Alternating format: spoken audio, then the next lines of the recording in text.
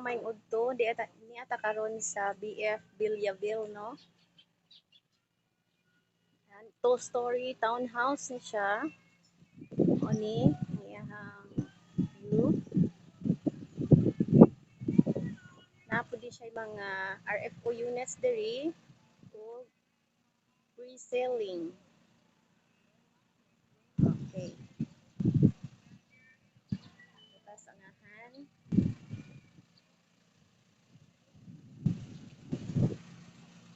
Ano na to asa nila available na unit.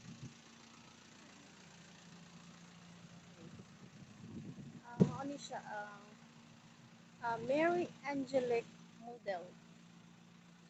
Ano siya?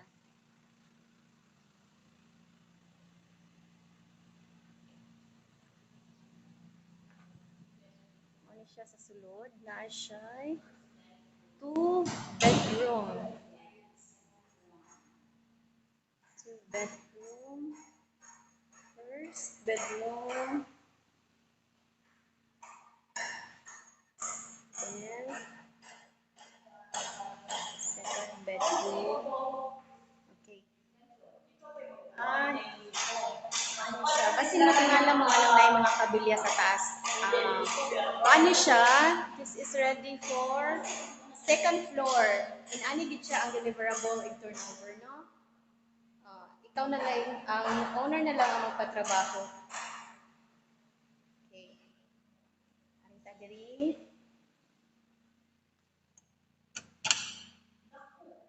Okay, na diri ang ilahang service area. Service area. Siya drainage diri. Ako diri ang CR.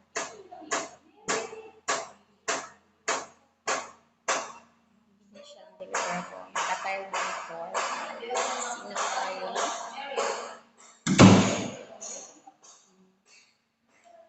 Okay tayo. Pwede pa makwartuhan sa taas. Dako pa kayo siya. Space. So, again, this is Mary Angelic model. Okay.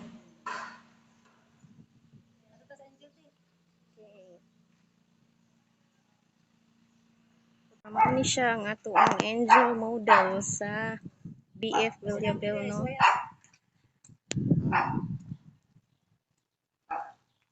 Ano siya? Open na siya. Sige. Model sa Musod ta. Same lang siya sa Mary Angelic, no? Pero nara na siya, ground lang siya. Nagyapon siya 2 bedroom. Siya. 2 bedroom. 1 bedroom. Ano niya? 2 bedrooms niya po. Cute kayo, may kaduha nga bedroom. Nagtatayag po ng door. Then, na-address sa layo ang service area.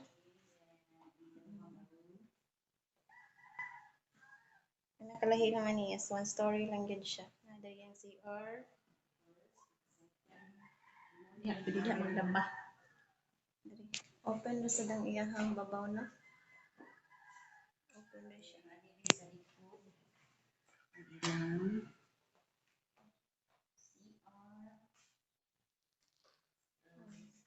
Ano lang siya. Cute siya. Very nice ra siya. Yes. Sakto ra kay ni.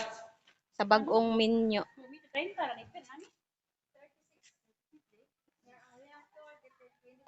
Nice diri sa corner, no? Kay naida ko nga space, so sa kilid.